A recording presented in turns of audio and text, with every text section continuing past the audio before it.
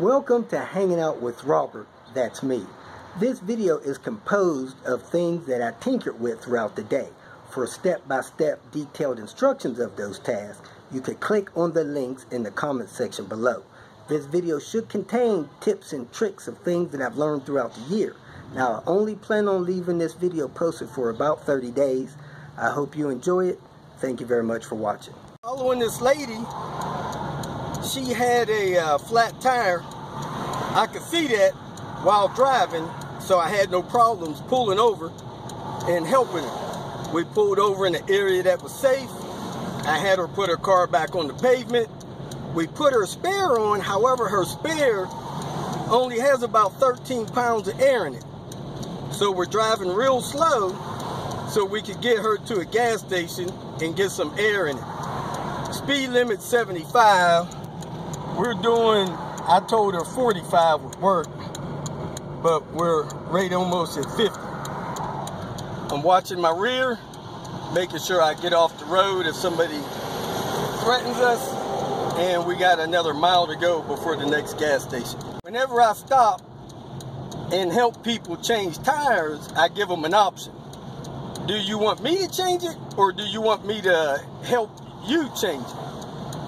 And surprisingly, most of the ladies, they say, hey, show me how to do it. So she needs a jack handle and she needs a lug nut wrench. Other than that, she did have a jack and she did have a spare tire. I'm just making it down here, finish this cylinder head job. I think I am going to be totally done test driving all in 2 hours. That gives me 2 hours of daylight. I lost about an hour and 15 minutes helping that lady. The worst thing about helping her was she didn't have her tire aired up.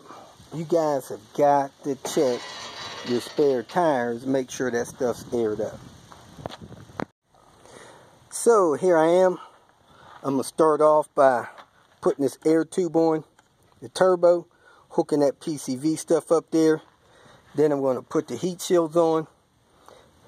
Then I'm going to put the wires stuff on. Then I'm going to hook the throttle body on and the fuel rail. Put the rest of the air tubes on and fire this thing up.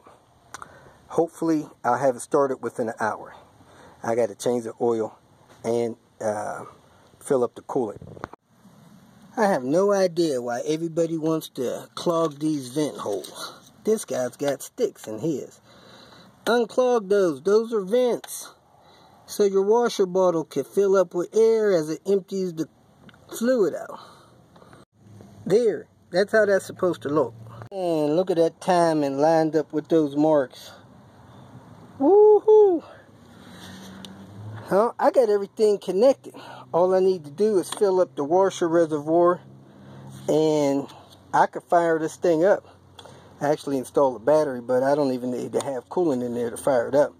But I'm going to go ahead and fill up the coolant and change the oil before I start this beast. It appears that my catch container wasn't clean. Had a little oil residue in it. So when I started to pour the coolant back in, I seen a little bit of that oil floating around in there. So I took one of my oil eater pads and let it ride across the top of that coolant, and it actually picked up the oil out of the coolant. So now I'm pouring the coolant in the reservoir and it's a lot cleaner going in. Not spotless, but that helped a lot. So I don't see anything leaking under the vehicle. I'm going to keep pouring, then I'm going to change the oil. And the coolant reservoir cap has a crack in it. Probably from putting it off and on a lot. I think he was losing coolant out of this engine. If I had to guess, they overheated it once a little. And the number one piston looked cleaner than the rest. So it probably had a mild head gasket leak. Screwing this cap off and on, it stresses it out. So he's going to need to do something about that, get another cap. Let me get under here, change the oil, and fire this thing up. To top it off, somebody has replaced the oil pan bolt. Instead of there being a 17 millimeter in there, there's now an M18-15, which has a 19 millimeter head on it. So let me go ahead and fill it up with the oil he gave me. And I told him buy some cheap synthetic oil to run it for 50 or 100 miles, and then get the good stuff to put in there, 10W30 for the winter. And we have 530 in here. Never run 530 in a car if the temperature outside will exceed 65 degrees, I think it says. Anyway, I'm gonna throw this in there. I think I'm ready. I got the wheel torqued on. I added the oil, checked the oil level, half quart low. Make sure you guys get these things.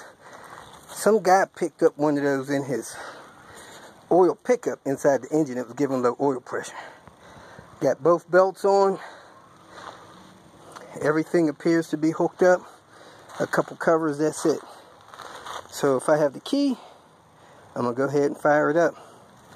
He left me some fresh coolant, but you know, if you're going to replace the coolant, you need to flush it. Key there. So I'm going to cycle it twice, make sure there's fuel pressure at the rail, then fire it up. Hopefully we won't have any issues. I don't see any so far. Here we go. Cycle 1. Bump the starter. Cycle 2. Bump the starter. Now we're going to try to start it.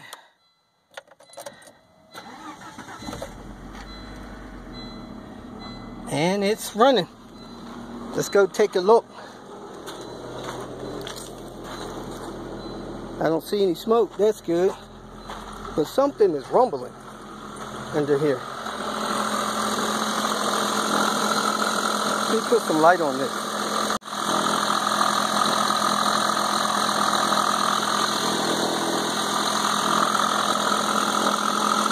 Timing belt is tracking nice and straight.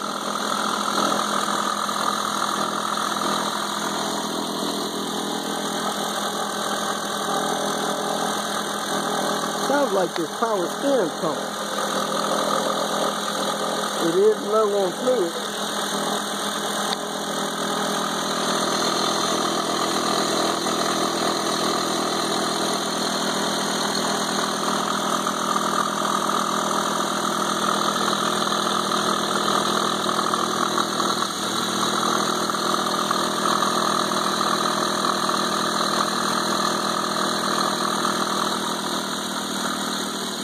Engine seems to be running pretty smooth, but something is rumbling under here. Well, I'm going to move the Panther, take it for a test drive, and make sure we don't get any check engine lights. I'm going to shut this off after it runs a minute before I take it for a test drive. Make sure I torqued all those cam sprocket screws down. Whatever was rumbling stopped, so that's good. Struts are not installed properly. You should have a space there. We are rolling. No check engine lights. So I'm going to take it down to the light, do a U-turn, bring it back. I can hear the struts whining from that spring seat stuff not being installed properly. But car's running smooth, no check engine light so far. We're headed out toward the mountains. Got 45 miles an hour. I'm gonna put at least 3 miles on it, so I'm gonna go a mile and a half out, turn around, come back. So speed limit's 45. That's what I'm doing, and we're just rolling right along. Thermostat looked relatively new, so this car should be up to temp by the time we get back. We just hit 2 miles, so we're headed back. Yeah, the car is running cold. It should be like 195 right now, and we're sitting here idle. So I'm gonna have to do a thermostat on it. Other than that, seems to be running smooth as silk. Let me check it for leaks. and go from there. We are all done. Everything appears to be dry. We don't have a low coolant light, but the bottle's not all the way empty. I think we should have a low coolant light at that level. Anyway, I left my note to fill it up with coolant. Before he drives off, I'm going to put his cat in the seat by his key. And everything is on. All the covers, ductwork, everything. So we should be good to go. I don't see any oil leaking anywhere. Didn't smell any oil burning anywhere. Cam cover went on great. If you feel that this information was useful, please like it and share it with your social media friends. You can subscribe to my channel so that you will get notifications of future videos that I post. You can follow me on Twitter, and if you need to contact me directly, please visit my website. And if you have any questions, leave them below, and someone or myself will reply to them. Again, thank you very much for watching.